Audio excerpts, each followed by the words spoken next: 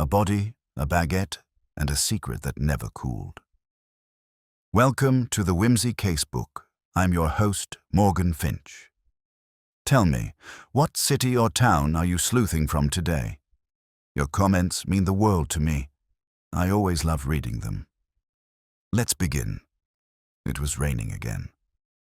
Maigret stood at the tall window of his office at 36 Quai des Orfèvres, watching the drops crawl down the glass like hesitant insects.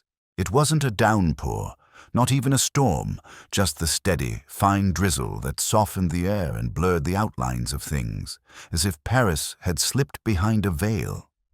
The Seine was slate-colored and sullen, and the pavement shone with that dull, wet gleam peculiar to long weeks of October damp. He had no particular reason to be standing there. There was a report on his desk, some matter involving a petty burglary in Montparnasse, and his ashtray already held 2 pipefuls worth of ash. The office was warm, even a little close, but he hadn't yet removed his overcoat. Some fatigue, perhaps, or just the kind of mood brought on by grey weather made him stay at the window, watching people move past on the embankment, coat collars turned up, umbrellas bobbing. Behind him, the radiator hissed faintly. A clerk coughed somewhere down the hall. He had spoken to Madame Maigret that morning, as always.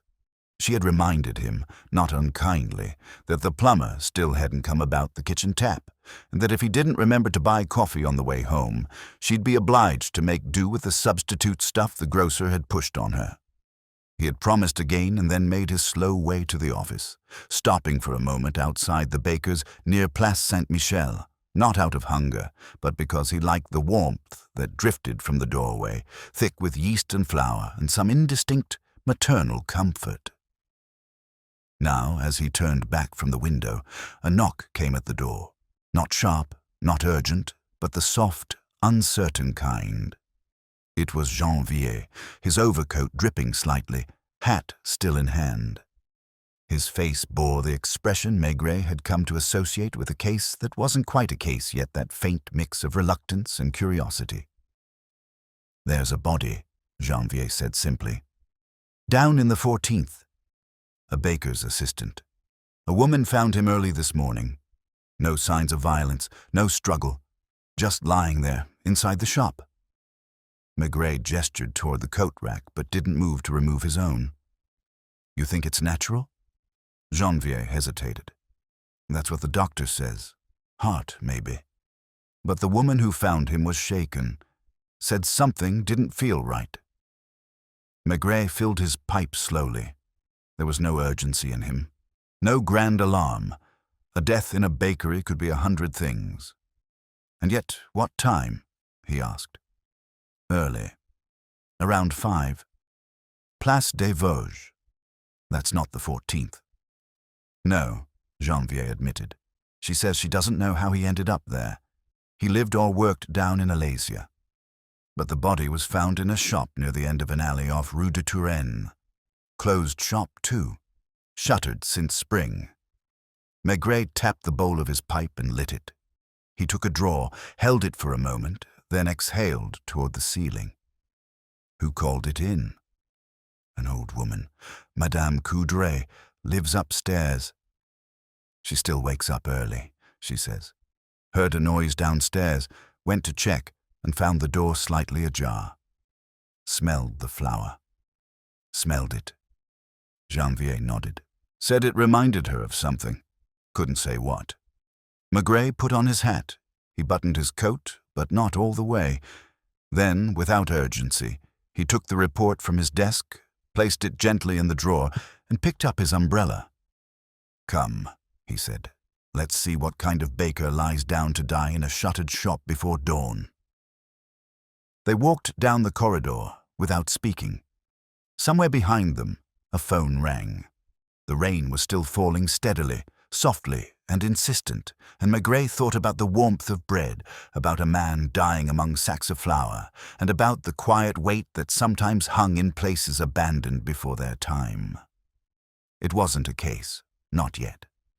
But something in the way Janvier had stood at the door, not the words, but the posture, had stirred that small, precise instinct Maigret trusted more than evidence. He didn't know what had happened. He only knew he wanted to see it for himself. The cab moved slowly through the rain-slicked streets of the Marais, its windshield wipers making a tired metronome of the journey. Maigret sat in the back, shoulders heavy in his coat, pipe unlit between his fingers. Beside him, Janvier watched the passing storefronts with a certain detached attentiveness, as if looking not for clues, but for atmosphere. Neither man spoke. They rarely did on the way to a scene. Words felt premature and intrusive before the place had been seen, smelled, and felt. Paris at that hour, just after 7, had a particular stillness. The city was waking, but without enthusiasm. Shop shutters clattered up in intervals, buses hissed past half-empty, and the cafés glowed with a kind of domestic warmth. On Rue Saint-Antoine, the smells of the boulangeries mingled with rain and diesel butter, old yeast and damp wool. The driver turned down a narrow street, Rue de Birague, and then off again into an even narrower alley, Rue des Mûriers. There was no real reason for the name, no mulberry trees in sight, nor much greenery at all. It was the sort of cramped lane that had resisted gentrification, its buildings worn but occupied, windows curtained and letterboxes rusting quietly. "This is it," Janvier said. The car stopped near a row of shuttered shops, most with signs too faded to read. One read, "Coiffure, pour homme," another "Papeterie Denise," and finally, at the very end, a faded awning that still bore the letters of its previous life, Boulangerie J. Roth. The paint had peeled, and someone had taken a blade to the glass at some point, scarring the word Roth with crude lines. The door stood slightly ajar. A uniformed officer stood at the entrance, a young man Maigret didn't know, his cap crooked from too many hours in the damp. He straightened instinctively as the two detectives approached. "Chief Inspector Maigret," Janvier said by way of introduction. "Sergeant Lemoine," the young man replied, stepping aside.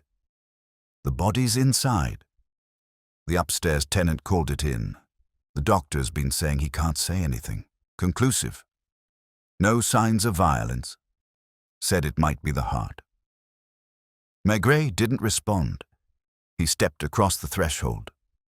The air inside the bakery was cold but thick, faintly scented with old flour and something else.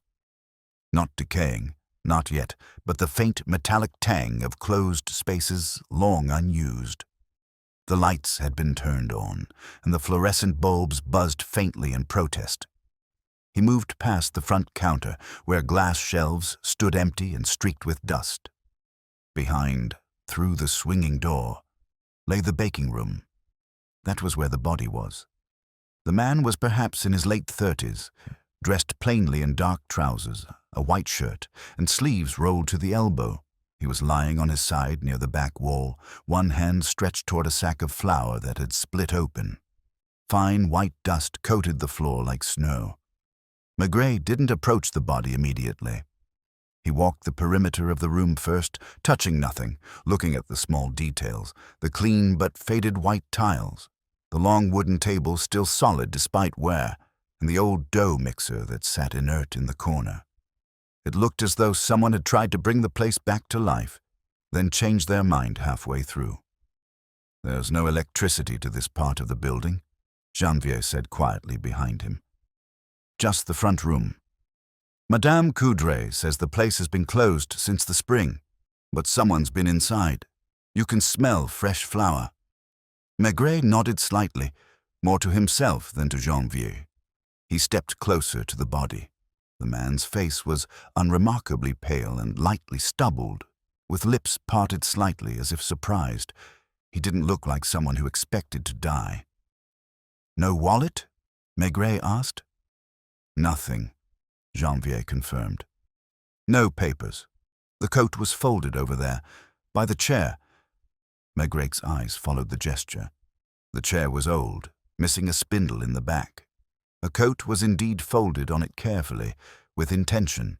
Next to it sat a pair of gloves, black leather, the kind not usually worn by bakers. Was he working? Maigret asked. Janvier hesitated. We're not sure. There's flour and footprints, but no bread. No tools in use. The oven's cold. It looks like he came here to bake, but didn't. Maigret turned and looked toward the back of the room, where a side door led to a narrow staircase. Madame Coudray. She's upstairs. She says she's lived here 40 years. She's the one who found him. Maigret nodded. I'd like to speak with her. They left the baking room quietly, their shoes marking faint prints in the flour. Outside, the rain had softened to a fine mist. The entrance to the upstairs apartments was beside the shop, behind a green door with peeling paint and no nameplate. Janvier knocked once, then again. A moment later, a voice called from within, firm, reedy, and unafraid. It's open. Come in. They climbed a narrow set of stairs. The second-floor landing was dimly lit, smelling of boiled cabbage and dust. A door stood open, to the left. Madame Coudray was waiting in a high-backed chair beside a lace-curtained window. She was small and very thin, with a sharp face and eyes that had not softened with age. Her grey hair was tied in a severe knot, and a shawl covered her shoulders. "You're the inspector," she said. "Not a question." "Yes," Maigret replied gently. "Thank you for letting us in." She waved a hand dismissively. "I told the young officer what I knew. I've got nothing new to say." "Even so," Maigret said, easing into a chair opposite her. "You found him?" "I heard something. At that hour, there's no one in the alley." Then footsteps, a soft thud. I thought it was a cat, perhaps. But I got curious. I'm an old woman. I don't sleep much. I went down. The shop door was open, not wide, just a little. I could smell the flour. It was strange. That place hasn't smelled like that in months. Maigret watched her face. "You said the smell reminded you of something." She looked out the window. "In the mornings. Old mornings. When the baker and his wife were alive. Before the war, even. There's a kind of smell that's different when someone's really working the dough. Alive." Maigret nodded slowly. "And this man?" he asked. "Have you seen him before?" "Number never. He wasn't from here. I'd have noticed." "Did you hear anything else? Voices? A car?" She shook her head. "Just the sound of the sack tearing. It's very quiet here at night, Inspector. Every sound is louder. That one was soft but distinct." "Thank you," he said. He stood. "That's all for now. We may return." She looked at him for a long moment. "It wasn't a heart attack," she said. "No?" He wasn't afraid. "I've seen people afraid. This one he was surprised. That's different." Maigret did not answer. He only nodded again and followed Janvier back down the stairs. Outside, the alley remained empty, the rain now just a whisper. The scent of flour still hung faintly in the air. "A man comes to a closed bakery before dawn," Maigret murmured. "He puts on his coat, he folds it, he steps into the flour. Then he dies." Janvier looked at him. No papers, no name, no bread. Maigret drew on his pipe, but it had gone out again. He didn't relight it. "Let's find out," he said softly. "Who still has a key to that door?" The rain had stopped by the time they stepped back into Rue des Mûriers, though the stones underfoot were still slick with moisture. A faint wind curled through the alley, tugging at coat hems and carrying with it the subtle scent of wet plaster and time-worn brick. Maigret paused outside the bakery, his gaze resting once more on the door that had been left ajar. Someone had closed it since they'd gone upstairs, gently, as if to preserve the atmosphere within. "There must be a key," Maigret said quietly, almost to himself. "Not a forced entry. No broken lock." Someone came in knowing the way, knowing how to move without drawing notice. Janvier, standing a pace behind, nodded. Madame Coudray says the Roths died 2 years ago. No one's leased the shop since. She'd have noticed. Maigret lit his pipe, this time letting the flame linger. He watched the smoke rise before speaking again. Find out who owns the building. There must be records. A landlord, an agency. Someone has the keys.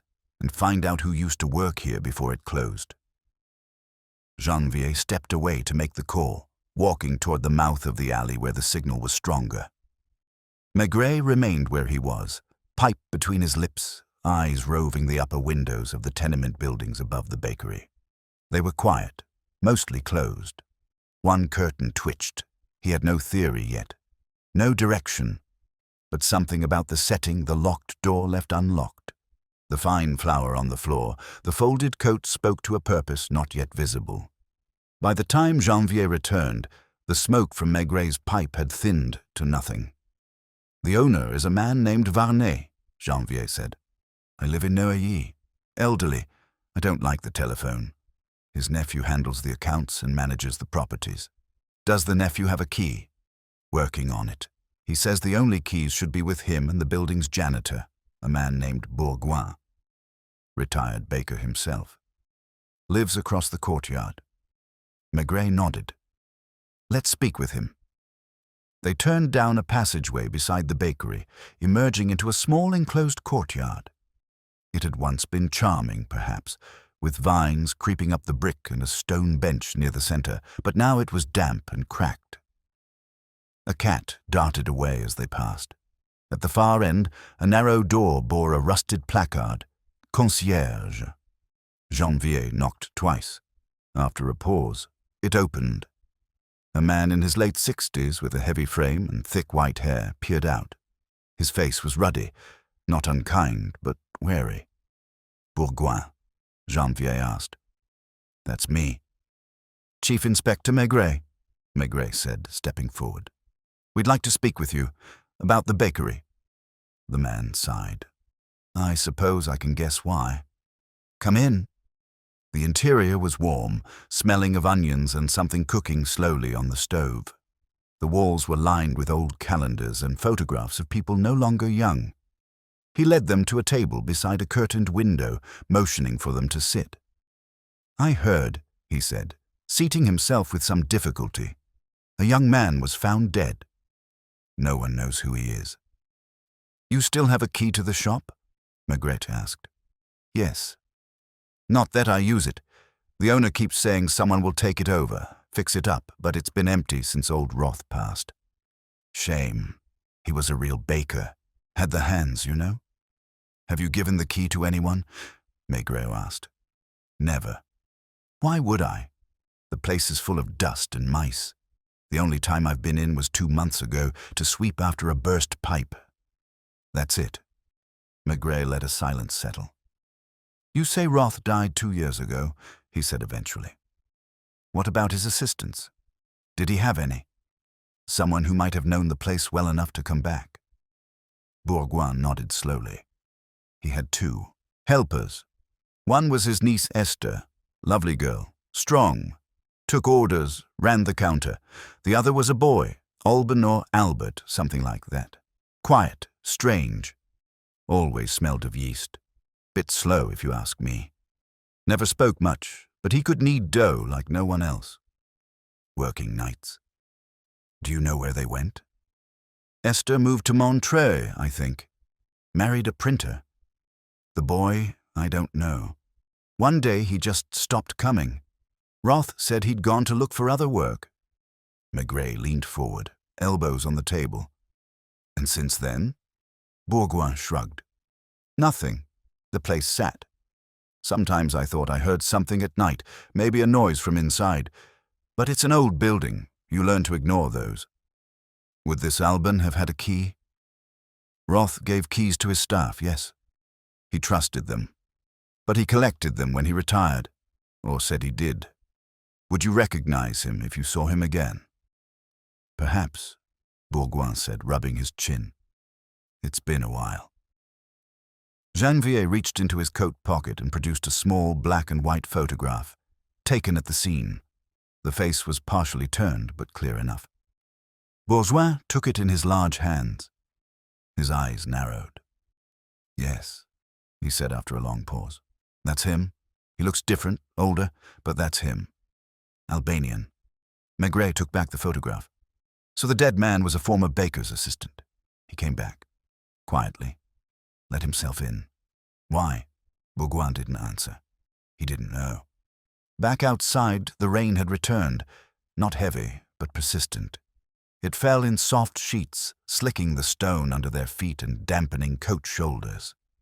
Maigret stood under the awning of the bakery once more, pipe in hand, eyes thoughtful.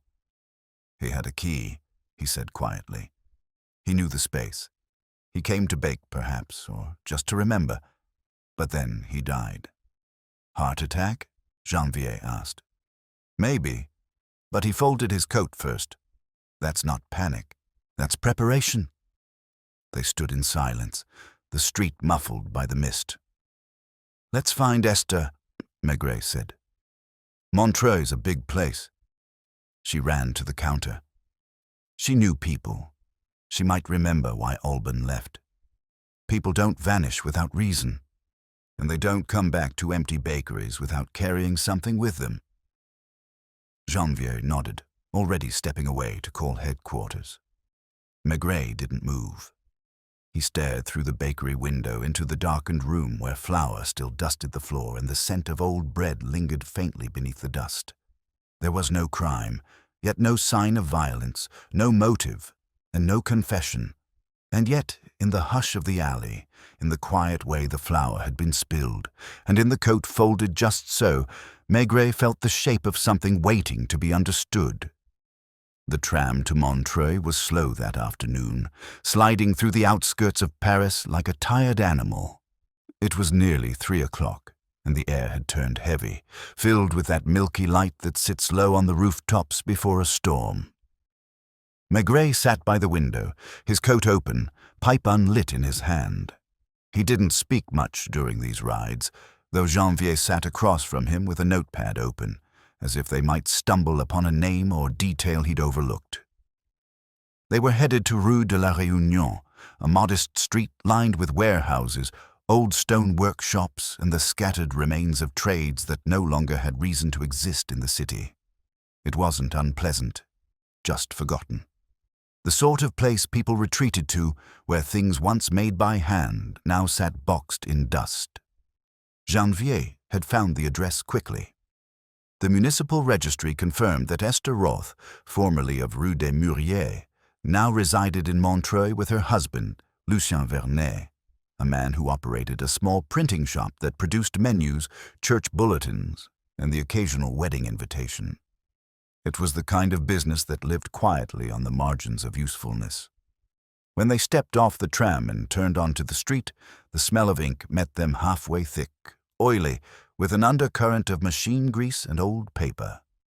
The shop was narrow, the sign above it hand-painted in blue Imprimerie Vernet. Inside, the clatter of a press could be heard, rhythmic and steady, like a machine remembering how to breathe. A small bell chimed as Maigret pushed the door open. The interior was dim but orderly. A man in shirt sleeves, his face red from heat and labor, looked up from the press. He was tall, his hands blackened with ink. "Inspector Maigret?" he asked before they could speak. "They said you might come." It was not said with fear, only a sort of weary caution. "I'm Lucien Vernet," the man said, wiping his hands on a cloth. "Esther's in the back." Maigret nodded. "We'd like to speak with her if she's willing." Lucien gave a short nod and disappeared behind a partition. The murmuring of voices followed, low and indistinct, before a woman appeared. Esther Roth was perhaps in her early 40s, though she looked older in the fluorescent light. Her face had the stillness of someone used to waiting. She wore a simple brown dress, simple, and a necklace that might have been a gift long ago. She dried her hands on a tea towel and nodded to Maigret and Janvier. "Please," she said. "Come through. There's a place to sit." The back room was small, filled with paper samples and loose stacks of unused stock. A kettle rested on a small stove. She offered them coffee, which they declined. They sat around a narrow table, the window behind her giving a view of a courtyard filled with wooden pallets and pigeons. "You've heard, then," Maigret began. "Yes," she said. "The police called. Said a man had died. In the bakery. In the baking room," Maigret corrected gently. "Among the flour." She was quiet for a moment. "Alban," she said finally. "That was his name, wasn't it? You remember him?" "Yes." Her voice was firm, not nostalgic, just certain. "He was strange," she added, "not in a bad way. Quiet, kept to himself. But he had a way with dough. Roth said he had hands like water. He could knead for hours and never sweat." "Did you know him well?" Janvier asked. "I worked beside him for 3 years," she said.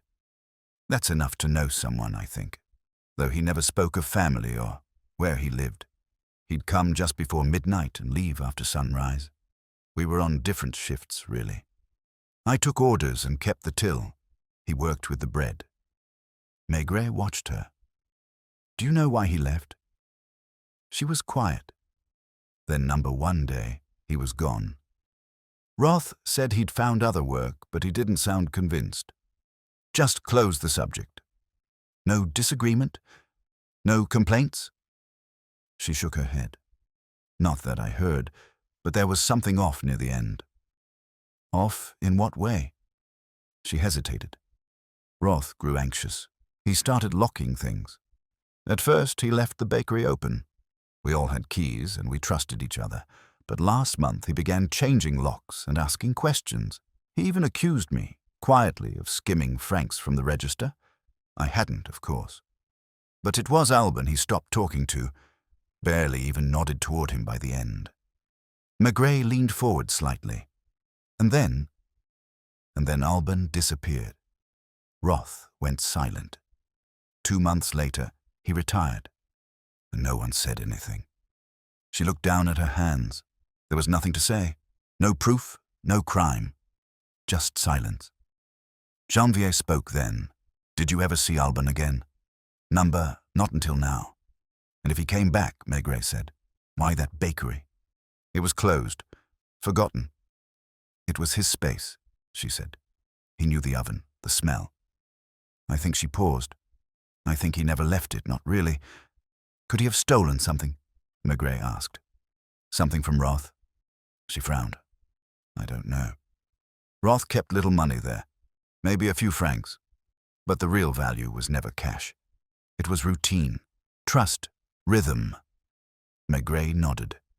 He stood slowly. "One last thing," he said.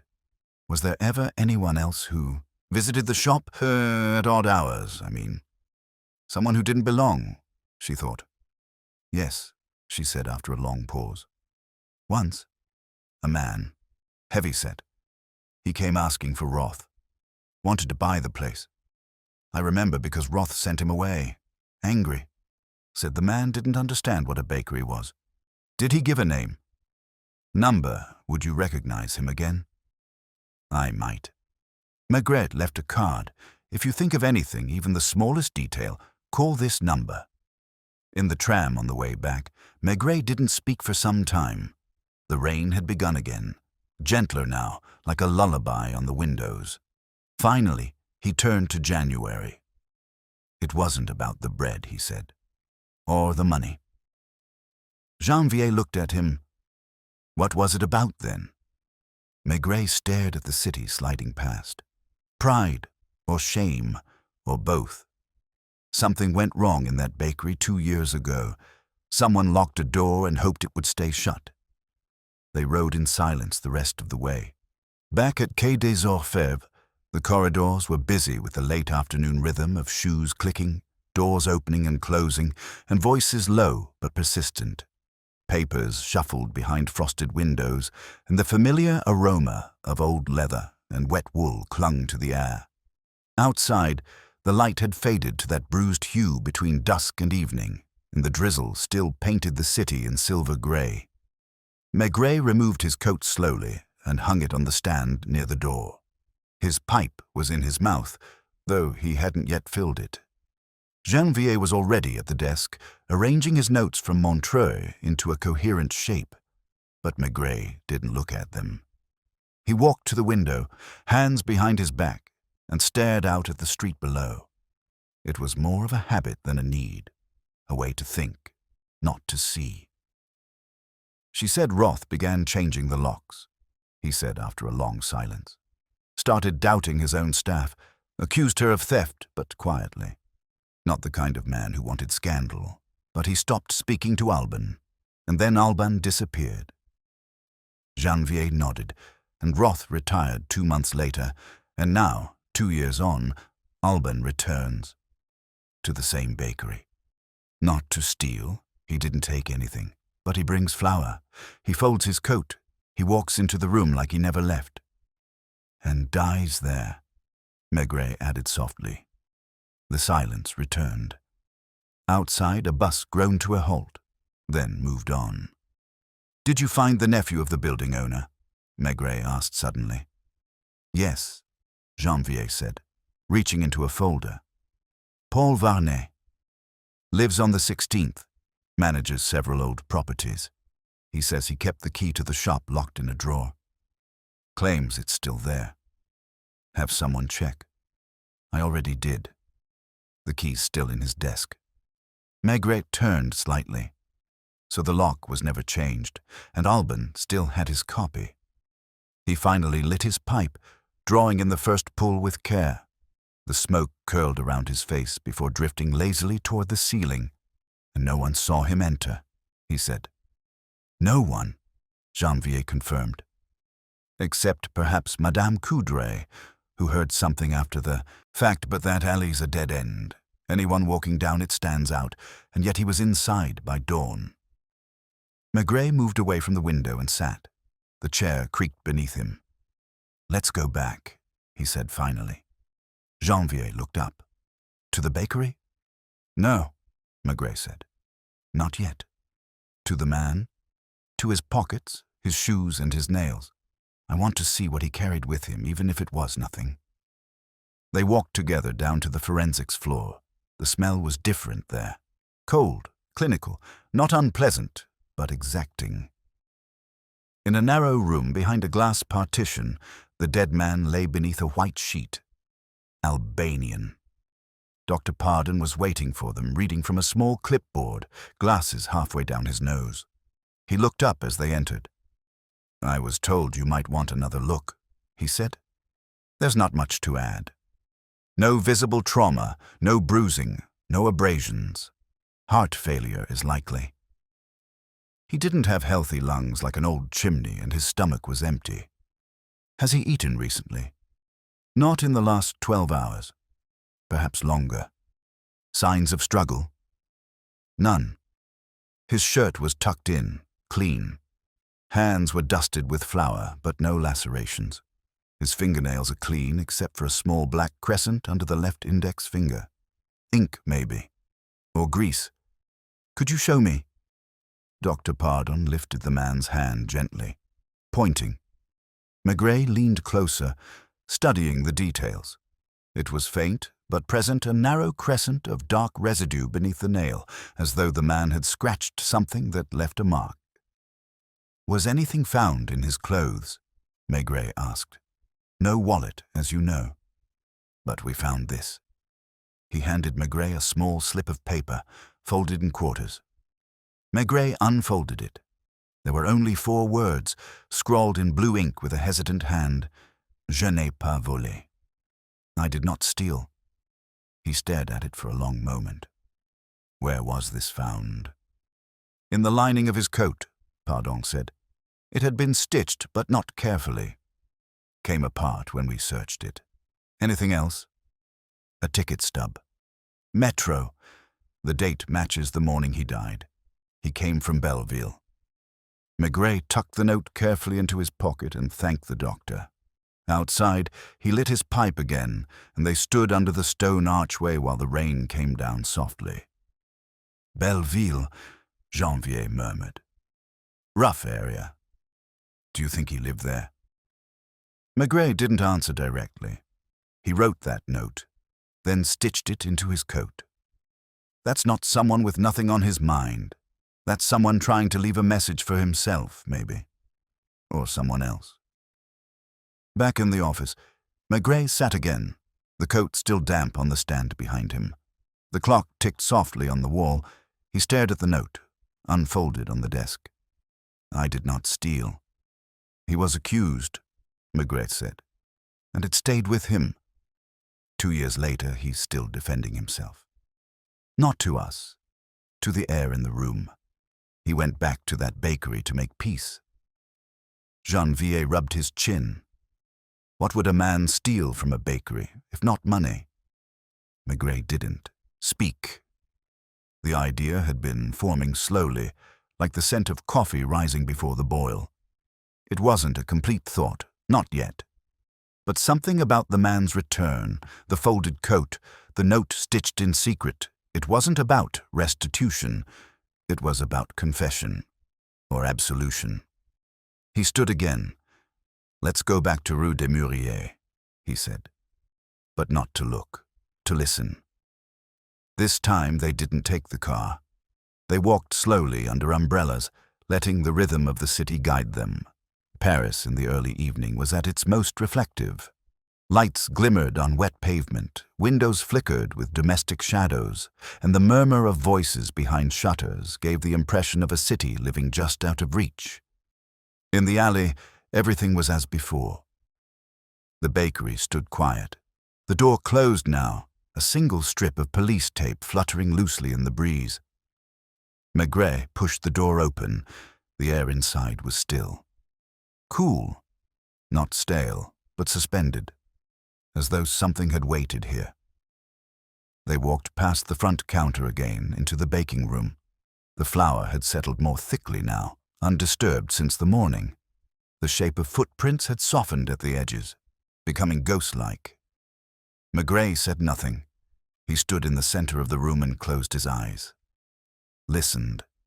There was a creak of wood, faint, the drip of a pipe somewhere, the memory of a scent, yeast, sweat, burnt crust, and silence. Then he moved, slowly, toward the far wall, the one with the old cupboard. "Did we open this?" he asked. Janvier shook his head. Maigret pulled it open. Inside, beneath the shelves lined with empty tins, was a small drawer. He opened it.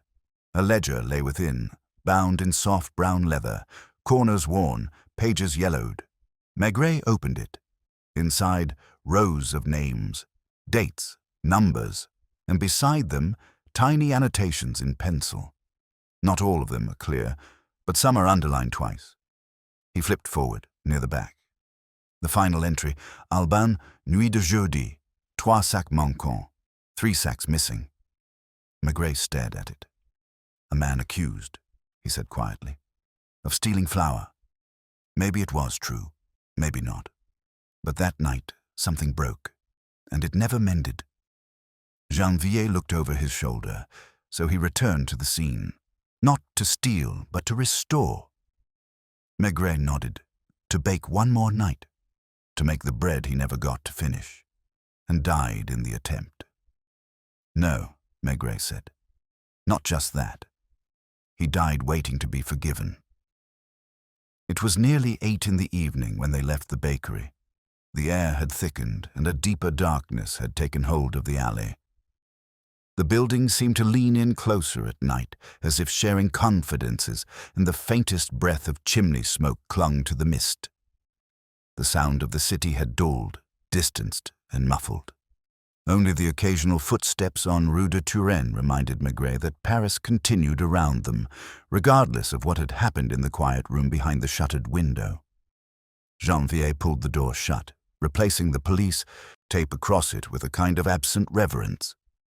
They walked for a time without speaking, past lamplit streets and closed cafés, past the small bookstore where the light still burned, and past the tabac, where a man smoked alone under the awning. Maigret said nothing until they reached a bench beneath the overhang of a bakery closed for the day, a newer shop, fashionable and precise, with rows of artisan loaves behind cold glass. He looked at it for a long time, then sat. "I keep thinking," he said, "about the note. I did not steal." Janvier remained standing, his hands in his pockets. "It wasn't money," Maigret continued. "It was flour. 3 sacks, according to Roth's ledger. But no one calls the police over flour. Not then, not among bakers. It was handled quietly." "You think Roth confronted him?" "More likely. He stopped trusting him. Stopped speaking to him. That's often worse than being accused." Janvier nodded. "So Alban leaves. Disgraced, perhaps. And 2 years later, he returns.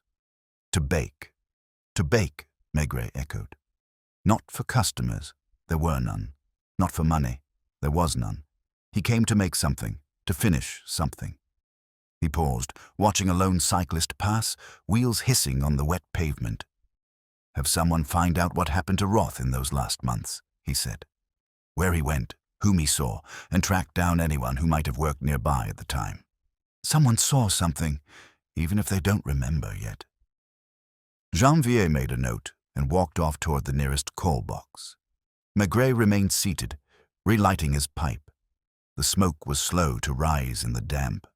He thought again of the flour on Alban's hands, of the coat folded with such care, the ledger forgotten in the back of a cupboard, and the absence of anything more than a whisper of guilt. No evidence, no confrontation, just the long echo of a quiet misunderstanding. When they returned to Quai des Orfèvres, the building had emptied out.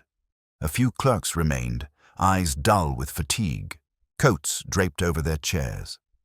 Maigret's office was quiet, the lamp casting a yellow glow across the papers on his desk.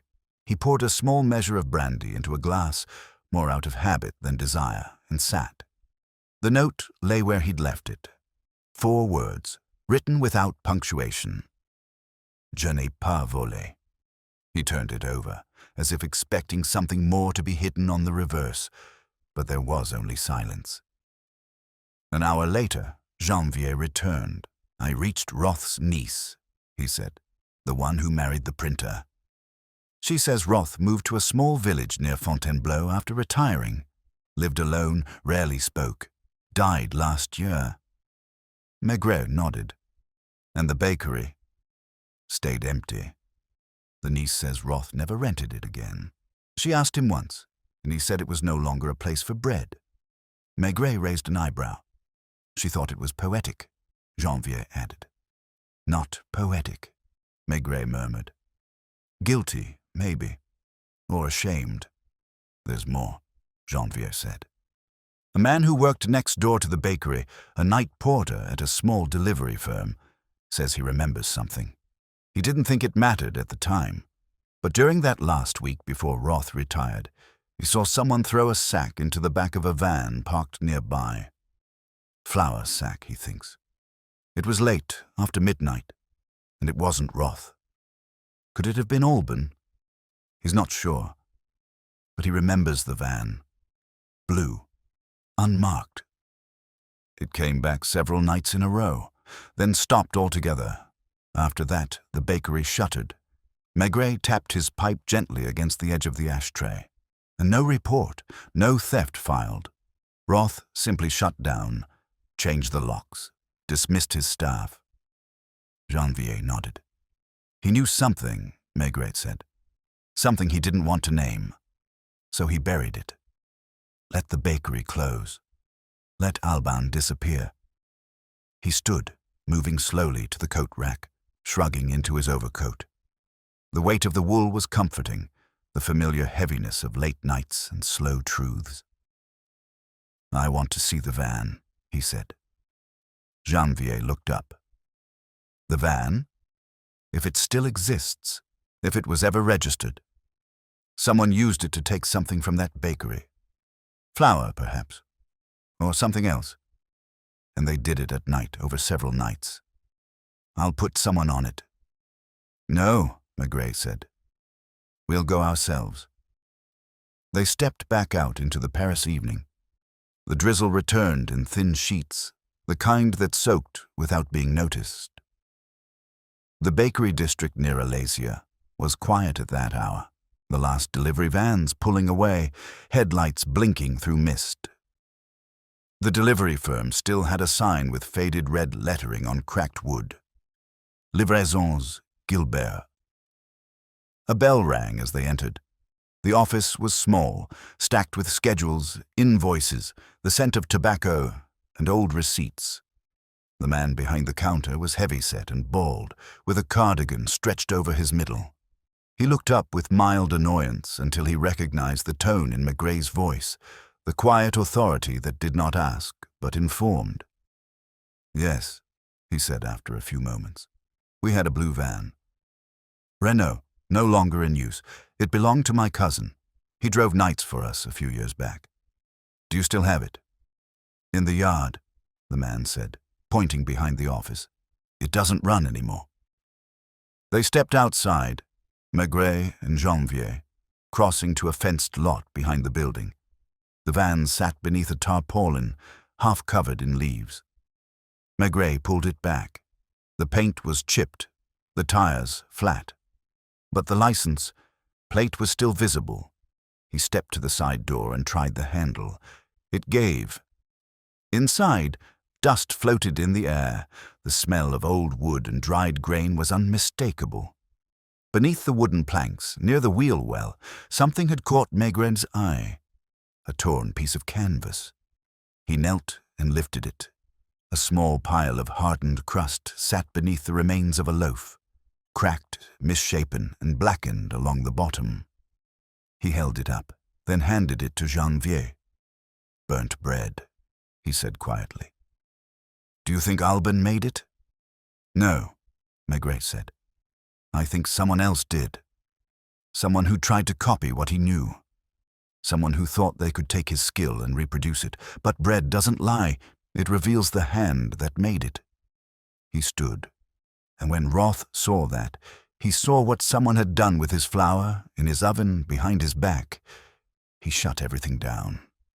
Janvier looked at the broken loaf, still crumbling in his hand. Who would do that? Someone who thought they could sell the craft without the craftsman. Someone who tried to cheat the soul out of the bread. They stood there, in the wet quiet of the yard, the street lights beginning to flicker on in the distance. "I don't know who yet," Maigret said. "But it wasn't Alban who stole. He may have kept the key, but it was never theft. It was grief." The next morning dawned with a sky the color of damp slate. A low mist hung above the city, thickening at the edges of chimneys and softening the outlines of buildings.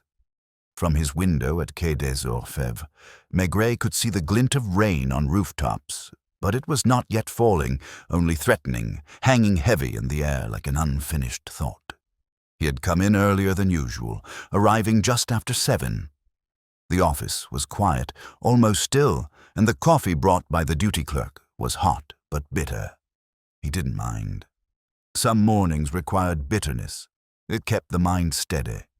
The burnt bread from the van sat wrapped in wax paper on the corner of his desk. It had hardened overnight, its crust blackened and dense, its center collapsed into a crumbly shadow of what it should have been. Not bread. Not really. Just a failed imitation. Janvier arrived not long after, shaking the rain from his coat and dropping a small folder on the desk. "From the bakery registry," he said. I asked around. There's no indication the Roth bakery was ever formally investigated for theft or any financial irregularities. But there's a note of complaint, unsigned, filed 2 years ago. It was never followed up. Maigret raised an eyebrow. "What kind of complaint?" Janvier opened the folder and read aloud. Report of unauthorized night use of commercial ovens. Suspicion of unlicensed bread distribution, possibly for cash. Anonymous. Yes. Maigret leaned back in his chair.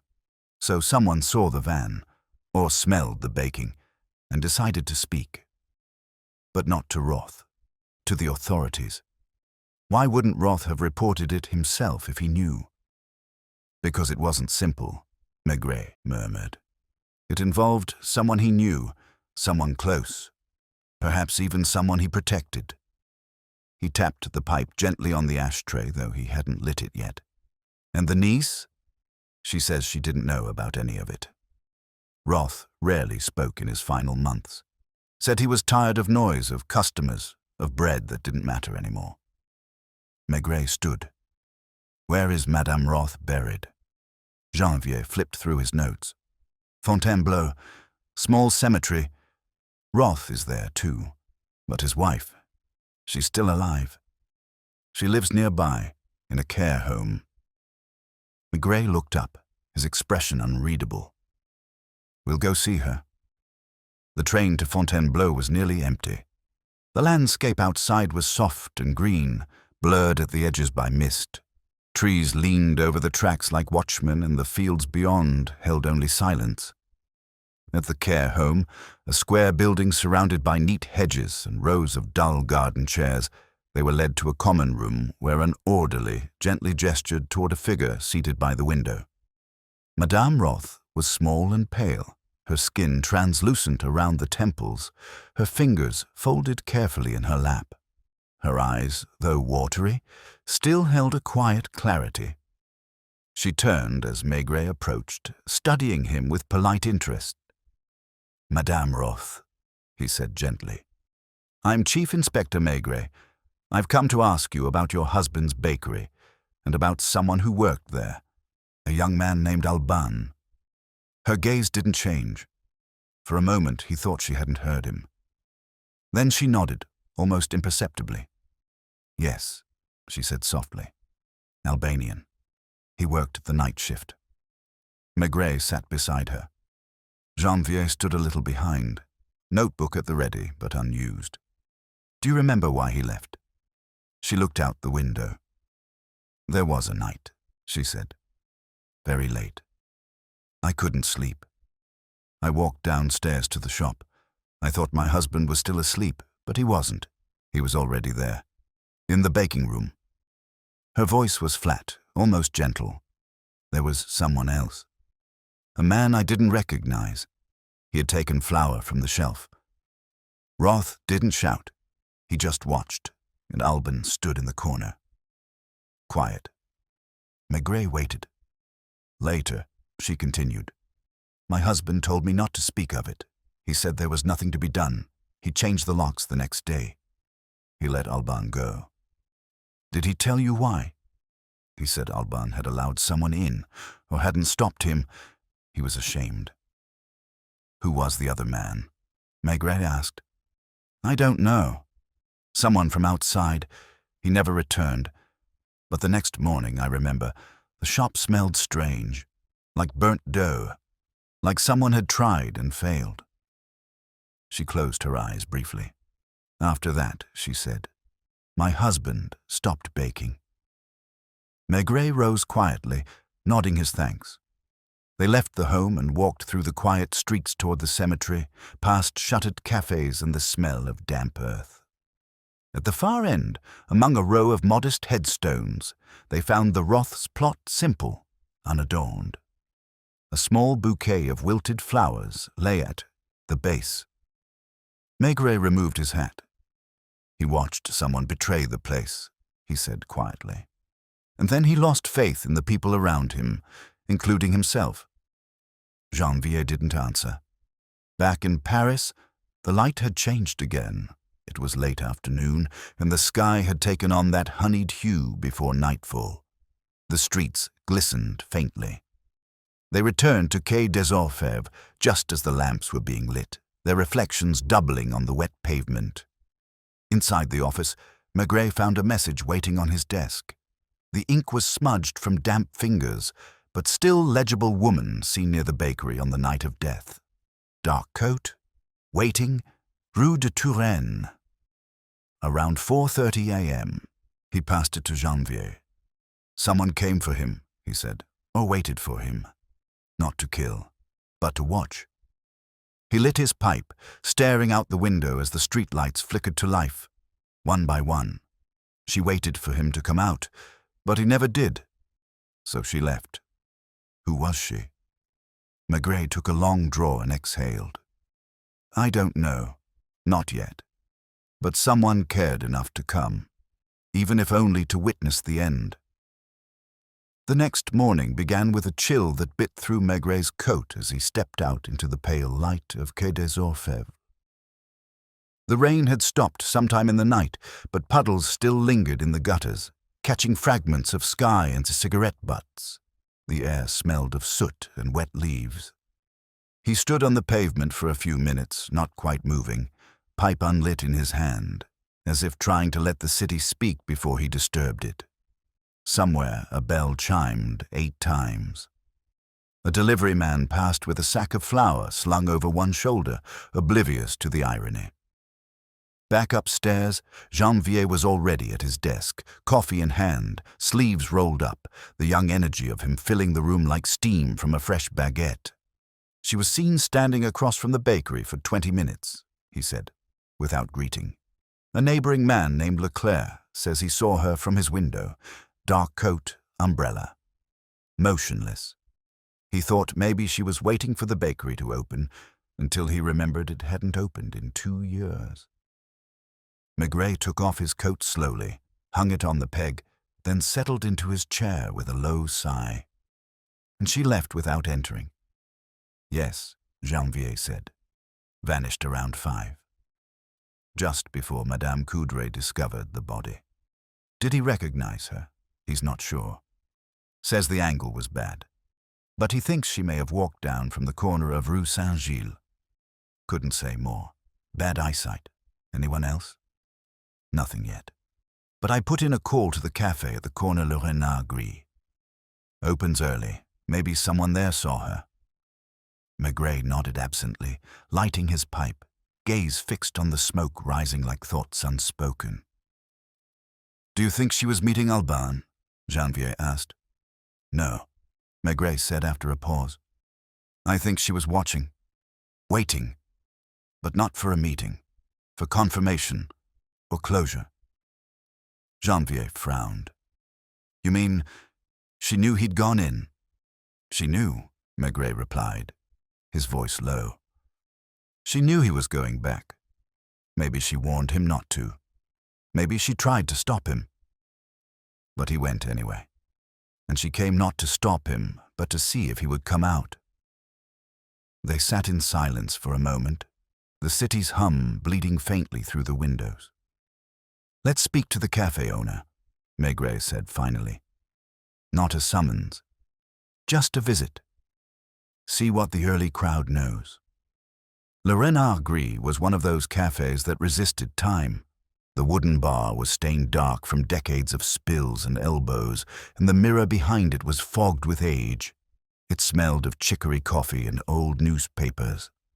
A radio played softly in the corner, some accordion tune that rose and fell without melody.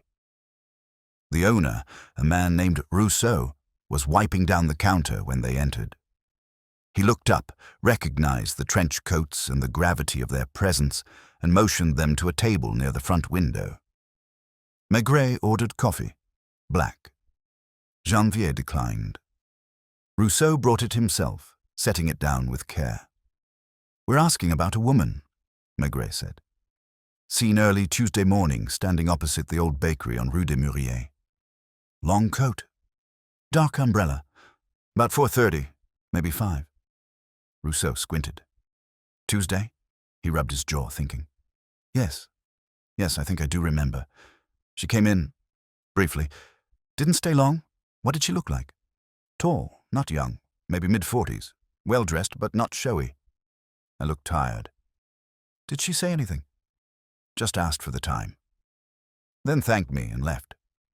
Didn't order anything. Maigret nodded slowly. Did she seem nervous? No, Rousseau said. Just waiting. Like she had nowhere to be, but somewhere to think about. Have you seen her before? Once or twice. Over the past few weeks. Walking. Never with anyone. Always alone. Maigret took a sip of the coffee, letting the bitterness anchor him. Did she leave a name? Number any chance you'd recognize her again? Rousseau thought for a moment, then disappeared behind the bar and returned with a notepad. He opened it and held it out. One of the girls on shift sometimes sketches customers when it's quiet. Don't ask me why. Here, this could be her. Maigret took the pad and studied the quick charcoal sketch. The lines were minimal, but suggestive: high cheekbones, tired eyes, a mouth closed tight. It wasn't a perfect likeness, but it had presence. This could help, Maigret said, handing it to Janvier. Have it circulated quietly, just through our own channels. No posters. As they left the café, a faint drizzle began again, dotting the shoulders of their coats. They walked without speaking, boots tapping softly on the wet stones. Back at headquarters, a message awaited on Maigret's desk. Sketch identified by Inspector Lognon. The woman may be Suzanne Prieur, former teacher, widowed, last known address Rue des Hayes.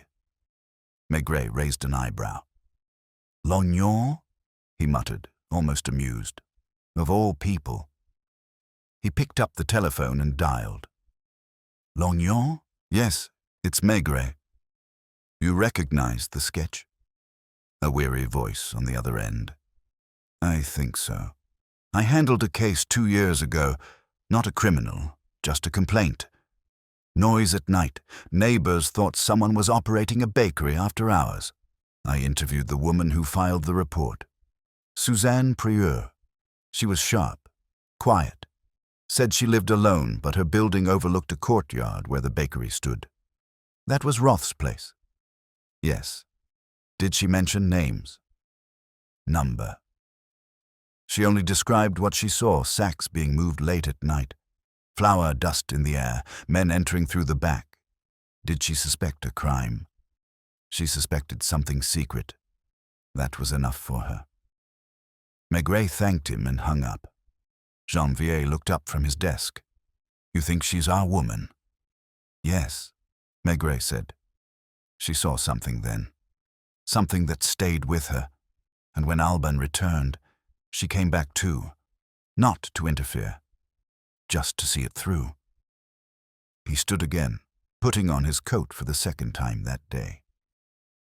Let's visit her. Rue des Hayes. The building was modest, one of many in the quiet streets near Porte de Vincennes. They climbed 3 flights and knocked. The door opened slowly.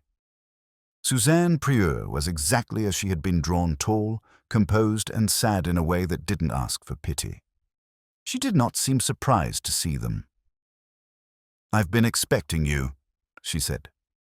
Inside, the flat was tidy and warm, with lace curtains and a faint smell of lavender. Books lined the walls. A clock ticked with deliberate patience. I saw him, she said, before they could even ask. I saw Alban enter the bakery. I didn't stop him. I couldn't. Why were you there? I needed to know if he still carried it. The guilt, the shame. 2 years ago, I reported what I saw, not to punish, but to relieve my conscience. I thought it would be anonymous. But he left the next day. And I knew. I knew I had pushed something already close to breaking. Did you know him? I knew his silences, she said. I lived near him. Passed him on the stairs. He never spoke. But I knew his hours, his patterns. He was precise. And that night 2 years ago, something changed. She looked away. I came back because I thought he might come to bake one last time. And he did. I watched the light flicker. I waited. But the door never opened. Why didn't you come forward? What would I have said? That I watched a man die through a window I had no right to look through? That I had started something I couldn't stop? Maigret stood. There's no crime to charge here, he said. Only regret. She nodded. I know. Outside, the rain had stopped again, but the sky held its weight. Maigret lit his pipe. He died trying to clear his name, Janvier said quietly. No, Maigret replied. He died trying to reclaim his craft. But the oven was cold, and his hands, they remembered, but his heart had forgotten how to bear the heat. The days had begun to shorten. The light left the sky just after 5 now, slipping behind the rooftops without ceremony. Paris settled into its winter posture, hunched shoulders beneath overcoats, windows glowing with lamplight, and cafés steaming up with breath and cheap wine. Rain came more often than not, though the drops were finer, more hesitant, as if even the sky was growing weary. In the corner office at Quai des Orfèvres, Maigret sat behind his desk, coat still on, pipe held unlit in the crook of his fingers. There were no more urgent questions to chase, no arrests to be made. The case, if one could still call it that, had resolved into something quieter, not a mystery solved, but a pain understood. Janvier came in just after 6 with 2 coffees and a folded paper. "Nothing new on Suzanne Prieur," he said. "She hasn't left her flat since we visited. Neighbors say she mostly keeps to herself. Teaches piano to 2 children on Saturdays. That's all." "She doesn't need to be watched," Maigret said. "She didn't kill anyone. She only saw what others didn't and lived with it." Janvier nodded and sat across from him. He slid the newspaper across the desk. "There's a short notice here," he said. "Obituary section. No photograph. Just a few lines." Maigret unfolded the page. The ink was still fresh. "Alban Verrier, deceased, Rue des Mûriers, 14th arrondissement, age 39. No known family, former baker's assistant. No mention of cause, no ceremony." Maigret stared at the notice, brow furrowed. "He had no one," Janvier said quietly. Maigret didn't reply. The pipe smoke curled slowly around his head now, the scent mingling with the bitter tang of the cooling coffee. "Everyone leaves traces," he said, "even men who speak little, who need bread in silence. They leave flour in the air, notes in coat linings, and the shape of their lives pressed into the memory of a street." Janvier watched him carefully. There were times when the chief inspector seemed to withdraw, not out of melancholy, but out of respect, as if giving the dead a moment to finish their sentence. "What happens now?" Janvier asked after a while. "We notified the coroner," Maigret said. "He'll be buried at the city's expense. No family has come forward. No one's claimed the body. The bakery will remain shuttered, I imagine." Janvier hesitated. "Should we attend?" Maigret looked up. His eyes were tired but warm. "Yes," he said after a pause. "Someone should be there. He shouldn't go into the ground unseen." The funeral took place 3 days later in a small corner of the cemetery at Ivry. It was raining, of course. Soft, persistent, and without enthusiasm. A man from the city office stood by the grave, hat pulled low, holding a clipboard. There were no flowers. Maigret and Janvier stood back from the plot, coats buttoned, shoes slowly soaking. The only other person present was Suzanne Prieur. She stood very still, holding a black umbrella, her gloved hands resting on the handle. She had brought no flowers either, but the look in her eyes carried the weight of memory. The priest spoke briefly, a few words about rest, about forgiveness, and about returning to dust. When the coffin was lowered, there was no sound but the shifting of the winch and the creak of the earth accepting its burden. Afterward, Maigret approached Suzanne. "Thank you for coming," he said. She nodded. He deserved it, even if he never knew. He knew, Maigret said, that someone had seen him, that someone had believed him, perhaps too late, but still believed. She gave him a small, sad smile, then turned and walked away into the rain, the umbrella swaying gently with each step. On the way back to the station, Janvier said little. He looked out the window of the car, watching the city pass. Not bustling, not vibrant, but quiet and soft-edged. When they arrived, Maigret didn't go straight to his office. He went instead to the small file room near the back. He pulled the drawer marked Unsolved and took out the thin folder labeled Roth Bakery Verrier Alban. he added a final note. Deceased. No foul play. Death by natural causes. Motivated by emotional unrest linked to an unresolved accusation of theft in 1953. Return to the site consistent with the attempt to reclaim personal integrity. The subject died without vindication, but not without witnesses. He paused before returning the folder. Then, as if on impulse, he removed the note that had been found stitched inside the coat. Je n'ai pas volé. He placed it inside the folder before closing it again. Later that afternoon, as the sky deepened and the lamps flickered outside, Maigret found himself walking again toward Rue des Mûriers. He didn't tell anyone. He simply put on his coat and left. The alley was as it had been, damp, narrow, and indifferent. The bakery door was sealed, and the windows were dusty. The police tape had been removed, but the place bore the same closed expression. He stood across from it for some time, beneath the same awning where Suzanne had stood that night. He looked at the chipped letters, at the fading name, and at the door where Alban had entered and never exited. He could almost smell it again, the warm, heavy scent of flour in the air, the heartbeat of kneading, the quiet rhythm of dough rising in the dark. A place made for work, for silence, for care.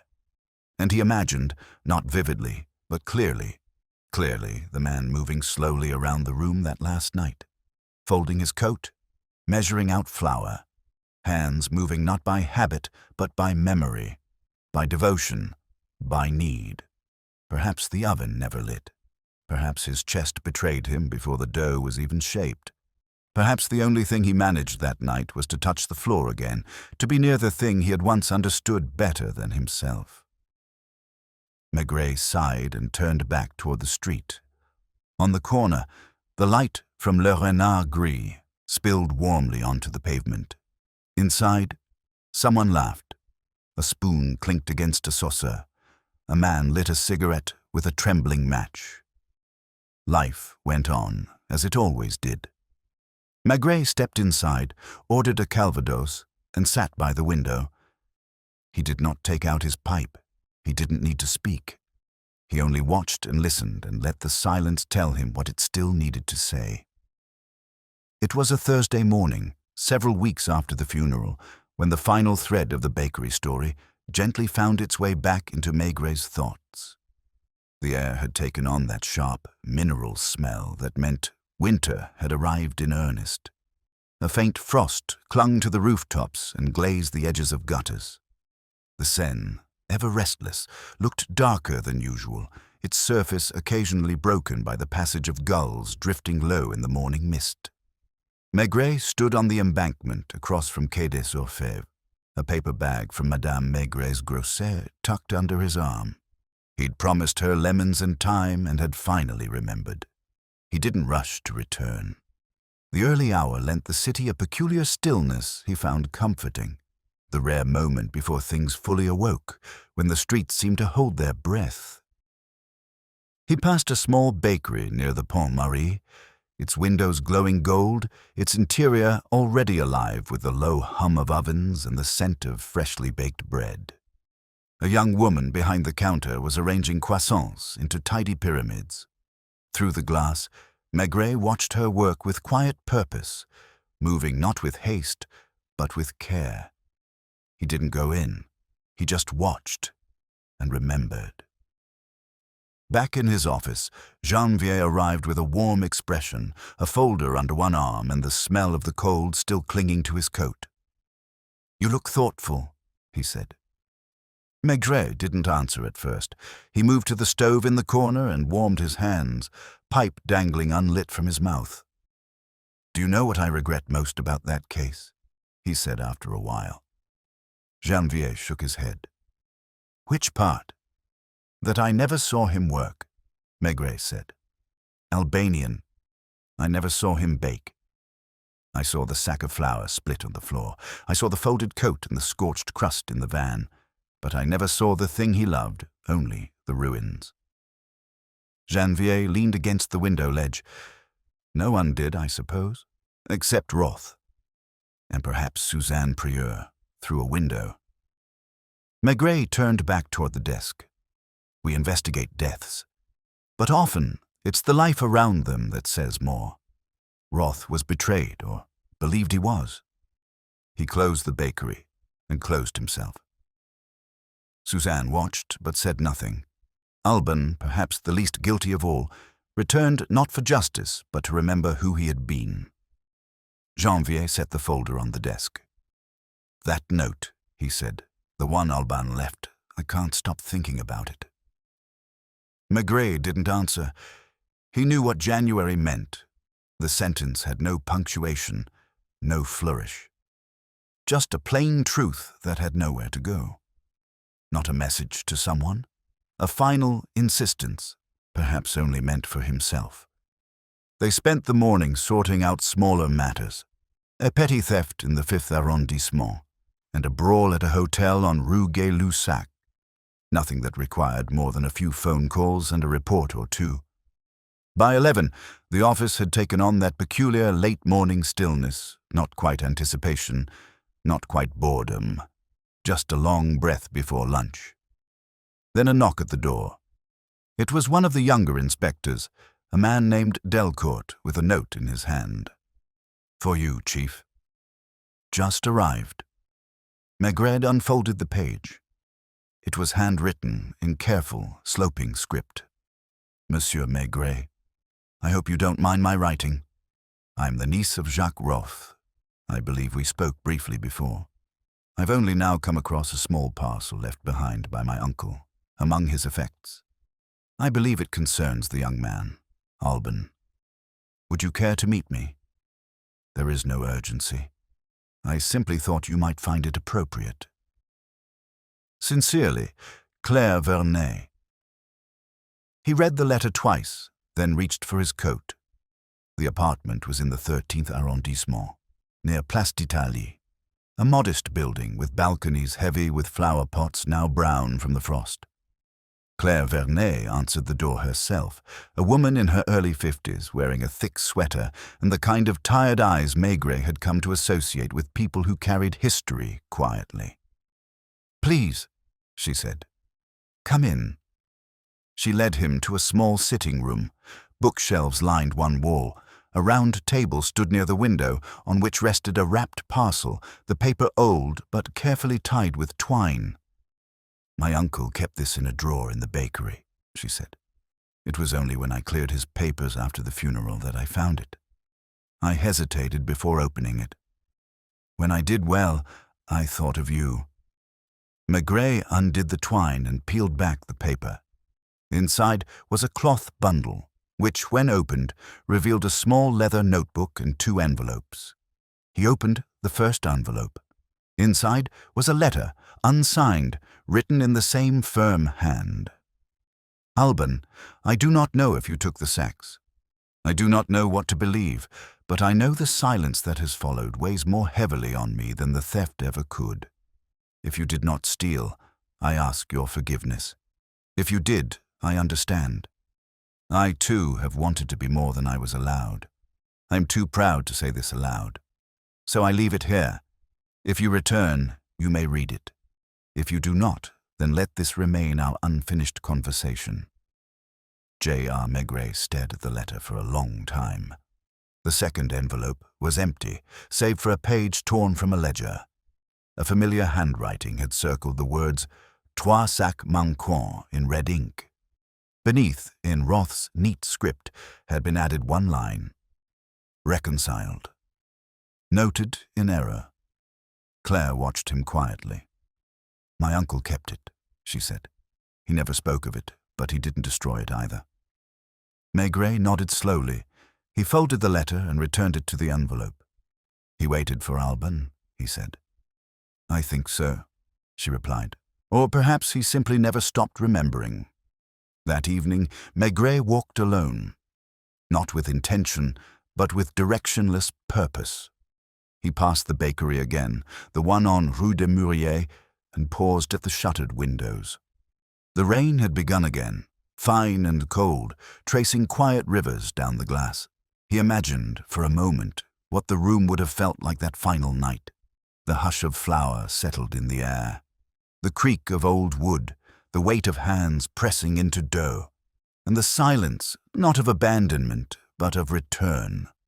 No one had witnessed Alban's last moments. No one had tasted that final bread, if it was ever made. But the story had been told. Through forgotten ledgers, stitched notes, and the silence of people who had watched but not spoken. It was not a case in the traditional sense. There had been no crime, no arrest, just a man, a bakery, and a wound too small for anyone to notice until it stopped a heart. Maigret lit his pipe beneath the awning. Inside the pocket of his coat, the letter remained. He would not file it. Some things he knew were not for the record. They were only for remembering. It was nearly 8 when Maigret stepped off the tram at Place Monge, the sky now fully fallen into darkness. The rain had slowed to a mist again, barely there, but enough to make the street lamps blur at the edges, and the cobblestones shine like oilskin. The kind of night that made you pull your coat tighter, not out of cold, but of habit, as if bracing yourself against thoughts that had followed you too long.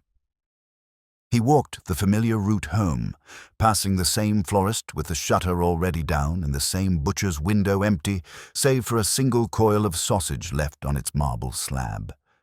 The air smelled of damp stone, faint chimney smoke, and the last heat from daytime bakeries gone quiet. When he reached the apartment on Rue des Récollets, the hallway was warm and smelled faintly of onions and baking apples. Madame Maigret opened the door before he could fish out his key. She had that gentle, alert look she always wore when he came home later than usual, but not late enough to worry her. "You didn't forget the time," she said, glancing at the brown paper bundle under his arm. "I remembered," he replied, handing it to her like a peace offering. "You're early," she added, stepping back to let him in. "I suppose I am." He hung his coat by the door and sat in his usual chair, the one near the window. His pipe remained unlit in his hand, and he stared at the tablecloth for a long moment. White linen, ironed with a faint embroidered edge he'd never truly noticed before. It was one of many small domestic things she tended to without fanfare, just as Alban had once tended to dough. Dinner was modest roasted chicken with mustard, small potatoes, and a dish of buttered carrots. Madame Maigret brought it in quietly, served him before herself, and sat opposite with her napkin folded on her lap. The clink of utensils was the only sound for the first few minutes. "You didn't eat much lunch again," she said finally. Maigret shook his head. "Number, was it the boy, the one from the bakery?" He nodded, chewing slowly. "I saw something in the paper," she continued. "A little notice." "No photograph." He looked up. "You knew it was him." "I had a feeling," she said. "You've been coming home heavy these past weeks." "Not angry, just carrying something." He reached for the carafe of wine, poured a modest glass. "I suppose I've been thinking about things that can't be written in a report." Madame Maigret nodded, as if that made perfect sense. They ate quietly for a few minutes longer. "He wasn't a criminal," he said after a while. "Not in any real sense. He was a man who made bread. Nothing more. And yet everything fell apart around him. A theft, maybe, or a mistake. But the silence that followed it was worse than any crime." "You believed him?" Maigret hesitated. "I believed he was more than what was said of him. He wasn't trying to prove anything to the law. He wasn't looking for forgiveness. He went back because he wanted to feel whole again, even if only for one night. And he died there, in the flour. Folded his coat, brought his own ingredients, and died before the dough could rise." They finished the meal, and she cleared the dishes without fuss. He watched her from the chair, the way she moved through the kitchen, calm, purposeful, never hurrying. It struck him, not for the first time, how much of life passed in small gestures, how much could be understood from how a person set down a plate or folded a napkin. When she returned, she brought the coffee in their usual white cups, slightly chipped from years of use. They drank without sugar. "Do you think," she said, stirring gently, "that he knew someone was watching?" "Suzanne?" "I think so." He didn't look out the window, but he folded his coat as if he were being seen. He stitched a note into the lining. "That's not something done in secret. That's something done for an audience, even if that audience never speaks." She nodded, wrapping her hands around the cup. Maigret leaned back, the warmth of the drink spreading into his chest. "Have you ever watched someone and thought, they're about to vanish?" he asked. "Yes," she said softly. "Once." "Who?" "You." He looked at her, caught off guard. "It was during that case, years ago, the one with the widow in Montmartre. You came home each night like you were still in her apartment. Your coat hung on the rack, but you hadn't quite arrived." He didn't remember the case exactly, but he believed her. "It passes," she added. "These things, they find their way into us, but they don't stay unchanged." Maigret smiled faintly.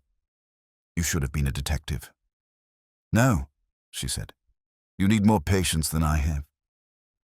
They sat in silence for a long while, the lamp casting a soft circle on the table, the rain ticking now against the glass like a second hand. Eventually, she rose to take the cups, and he stood to help her. "I think I'll go in late tomorrow," he said. "There's nothing urgent." "You should," she said. "You need sleep." He kissed her cheek and stepped into the hallway to retrieve the mail. A few envelopes, mostly bills, a postcard from a friend in Brittany, and then, tucked between them, a small pale envelope with no return address. Inside was a single sheet. One line. "Il l'a fait avec amour." He did it with love. There was no signature. Maigret folded the note, held it in his palm for a moment, and then slid it into the drawer beside his pipe tobacco, next to the letter from Roth and the ledger page from the cupboard. Some truths didn't need investigation. They just needed to be kept. He returned to the sitting room, dimmed the lamp, and let the silence settle once more, not the silence of unfinished business, but of a story gently closed. And somewhere, far off, perhaps only in imagination, he could still smell flour in the air. Not burnt this time, just warm. It was the kind of morning that arrived without warning, clear, calm, and bright, the way Paris sometimes surprises itself after a week of clouds. The sun, low but stubborn, cast thin gold stripes across the rooftops, and even the Seine, usually grey this time of year, took on a brief gleam, as if reflecting something remembered rather than seen. Maigret rose early, though there was no urgency. He sat at the kitchen table with his usual cup of coffee, dark and unadorned, the newspaper unopened beside him. Madame Maigret moved through the kitchen with a quiet that came from years of mutual rhythm. She did not ask if he had slept well. Some things didn't need to be said aloud. After breakfast, he went for a walk. Not toward the office, not toward any particular appointment. Just out along the boulevards that were beginning to stir with the faint thrum of weekday life. Market stalls are being assembled, deliveries made, chairs were wiped down in cafés. Paris in the early morning was a different kind of city, not yet demanding anything, is still in a state of becoming. He passed Place de la République, then circled back along Rue des Filles du Calvaire, letting his feet guide him rather than thought. There was no plan, only instinct. By the time he reached Rue des Mûriers again, the sun had climbed high enough to strike the upper windows. The alley remained as it always had, unassuming, quiet, nearly forgotten. The bakery, too, looked unchanged, still shuttered, still marked by the faded lettering of Roth's name, peeling at the edges like paper left in the rain too long. But the silence had shifted. He stood there a while, across the way, smoking his pipe and listening to nothing in particular. A small delivery van idled at the corner, a radio playing faintly from the cabin. A pigeon scratched at the base of a lamp post. Behind the shuttered windows, he imagined the baking room still cold, still empty, but no longer expectant. It was as if the space had finally exhaled. He did not cross the street. He had no reason to. There was nothing more to inspect, no papers to sign, no witnesses to visit. The story, such as it was, had reached its end. Still, he remained. People passed, some glancing at him, a man in a long coat, pipe in hand, looking at a boarded-up shop like it mattered. But they didn't stop. They never did. After some time, footsteps approached from behind, soft but deliberate. He turned slightly. It was January. "I had a feeling I might find you here," the younger man said. Maigret gave a faint smile. "Your instincts are improving." Janvier stood beside him, hands in his coat pockets. "Anything left to do?" he asked. "No," Maigret said. "That's just it. There's nothing left to ask. Nothing left to understand." He tapped his pipe against the railing beside him, emptying it. "You know," he continued, "so many cases begin with the question, why? And sometimes we never get it. We find the who, the how, and the when. But the why stays murky. With Alban, we had the opposite. We knew why. From the moment we stepped inside, from the smell of flour, from the silence in the room." Janvier nodded but said nothing. "There was no evil," Maigret went on. "Just fear, pride, loneliness. A man was accused. Not formally, but in silence. He left, and when the world forgot, he remembered." Janvier lit a cigarette, offering one to Maigret, who declined. "Do you think he forgave Roth?" Janvier asked. Maigret considered this. "I think he did. I think he came not for justice, but for peace. He wasn't there to demand anything. He just wanted to feel the weight of dough in his hands again. To be the man he once was, if only for a night." They stood there for a few more minutes, letting the morning stretch around them. At last, Maigret stepped away from the railing. "I'll file a closing report today," he said. "Just a note for the record. No prosecution, no action, just an ending." "I'll type it," Janvier offered. "No rush." They walked side by side toward Rue de Turenne, their coats brushing slightly with each step. The city was fully awake now. Bells chimed from a church in the distance, and the streets had begun to fill with movement and sound. But Maigret felt no pressure at the moment, only a kind of completion. Back at headquarters, the usual clatter and hum had returned. Clerks walked briskly with folders. Phones rang. A man in uniform mopped the floor by the stairs with a rhythm that suggested both resignation and pride. In his office, Maigret sat down slowly. He opened the folder marked Bakery Verrier one last time. There were no surprises left in it, no names to chase, no accounts to cross-reference, just papers, just traces. He added a final page, written by hand. Final note, no criminal act, no charges. Death by natural causes, in a place of personal meaning. Individuals returned not to reclaim a name, but to inhabit, briefly, a lost identity. Regret and reconciliation surrounded the case, but not within it.